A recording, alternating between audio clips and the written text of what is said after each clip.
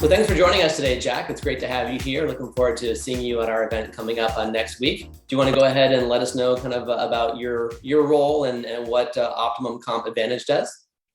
Yeah, absolutely. I'm the Vice President of Business Development for Optimum Comp Advantage, and we are a compensation consulting and outsourcing firm. So what that means is we can come in and do projects to take a look and see if you've got good compensation practices or what adjustments you need to make from an executive standpoint all the way through your entire organization. Or we work with a lot of companies where they outsource their compensation organization to us. So we can go in there, create best practices, work with the human resource team on an ongoing basis. For those companies that perhaps aren't large enough to afford those sorts of positions because they are very expensive, yet still need that sort of help in order to be effective with driving the right performance based on compensation. There's a lot happening right now, call it, kind of the post-COVID reshuffle, obviously everybody says the great resignation, whatever the title might be. But compensation is a big part of that. And I know with a lot of our clients on the recruiting side, we're also seeing that, a lot of these companies haven't really done much in the way of level setting for several years. I'm curious, what are you seeing out there in terms of companies trying to level set and figure out if they're on par with the market? Well, I mean, that's a really good point. Are they actually even doing that? What we're seeing a lot of is people just doing what they can to retain talent as well as attract talent. And I think, that's what they have to do in some instances. But really what we try and help them do, or what they should be doing, is taking a look at it and saying, how are we remaining competitive? Perhaps if they are losing people, what are the key reasons we are losing people? I mean, compensation obviously is important. You want your compensation plans or your compensation structure to align with the goals of the organization. Are they aligned? Are we driving the right behaviors? Are people getting rewarded for those behaviors? Or, is it, only the salespeople seem to get rewarded and the rest of the organization is not, or vice versa? So what is truly the alignment of where you are as a business and what you should be doing? And then from that also, is it sustainable for your organization? I think a lot of folks are jumping in and just trying to save folks, and maybe they're not thinking through, is this a sustainable approach? What effect is this going to have on everything from pricing to what we can do from an employee benefit standpoint, and all those different factors that go into running a business? So there's a lot more to it than just saying, okay, we'll offer a few more bucks or a few more shares, Yeah, that's a very good point. And I like your point also on the sales side, where it's a little bit easier to figure out, okay, so how do we level set? What is the market dictating on the sales side in terms of the variable compensation, that kind of piece too. But we have, for example, one client that we're working with on a very high level role, and he informed us this week that he just lost 2 people from the operations department. Right. Yep. And he has a very strong culture, and the organization is very well regarded. They have long tenures, but they hadn't really done much in the way of level setting on compensation for a while. And unfortunately, it's challenging. Another example on the marketing side, we have someone that we know, and he's been there for about 3.5 years at his company. He was able to negotiate a 45% increase in salary. Because they hadn't done any kind of, again, level setting or market trend analysis for so long. So to your point, it's beyond just the sales side. It crosses operations and marketing and quality control and every place else. Yeah, I mean, and part of, what do you consider part of compensation? Is it the quality of life, as a lot of people have discovered over the last couple of years, of being able to work from home and do a little bit more balancing of their life? Or is it strictly just dollars? And what we're obviously coming to find out is that it's a combination of those things. And, the operations people, like you've been mentioning here, that maybe, aren't driving per se new business growth, but are the ones that are retaining business. You've also seen with the advent of customer success, the importance of revenue retention and growth.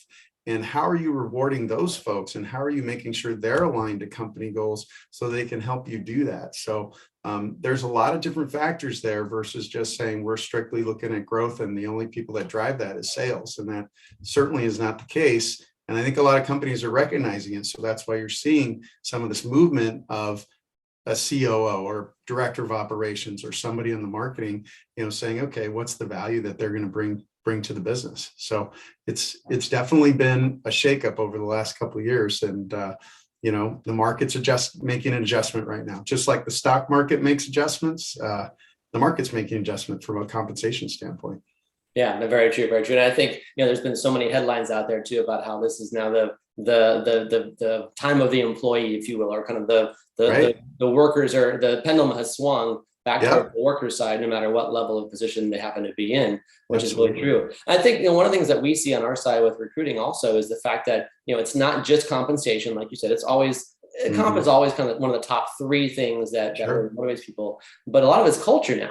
And I don't know what you're seeing out there, but packages that we see are now including more flexibility in terms of working from home, in terms of no longer tracking vacation time, those kinds of things. Are you guys seeing any of that on a broader scale now as well? Yeah, I mean, definitely the working from home piece. If you are unable or unwilling to do that, you're putting yourself at a disadvantage. Obviously, if you're in manufacturing, somebody on a manufacturing floor, whatever the case may be, it's a little different situation. But for the jobs that now are prevalent in the U.S., they can be done remotely, and for the most part. And if that's not part of it, that is a key part of your compensation package of whether or not they can do that. And so I think that's probably the one that I would say is most key. And the other part, you brought it up, is quite frankly, people are emboldened now.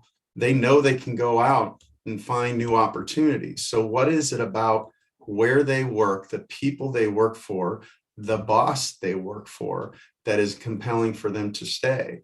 And then finally, obviously, when you go, the compensation's got to match that. You may love a place and you may want to stay there forever, but if there's an imbalance there, or if the compensation isn't driving the right performance, not just for you, but if you see others that perhaps are not doing their fair share, and you feel like, gosh, I'm the only one that's doing this, it creates that dissatisfaction or that turbulence in the relationship that, what I call that is noise. You want to eliminate that noise out of the employment relationship with someone. So eliminate the noise. Know you're competitive. Know that you're giving them the things they need to be successful, so they can focus on what it is they need to do in order to drive forward your business in the way that you want.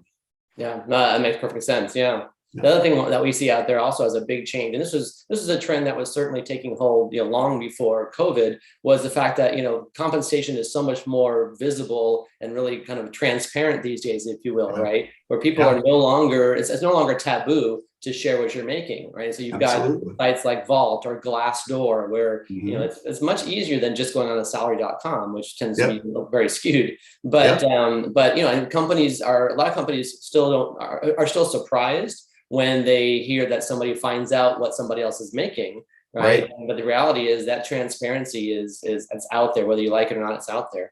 Yeah, it absolutely is. And the other part that changed a few years ago from a legal standpoint is companies cannot ask you what you made at your last job. So it is about the value that you are bringing to the organization. So the individual, if they are prepared and they know what their value is and they've been able to kind of get this information, companies can't fake it anymore. They need to be competitive on how they're positioning the organization, what the position will do, and what they're offering from a total package standpoint, because that is out there, and there's a lot more information than people used to have.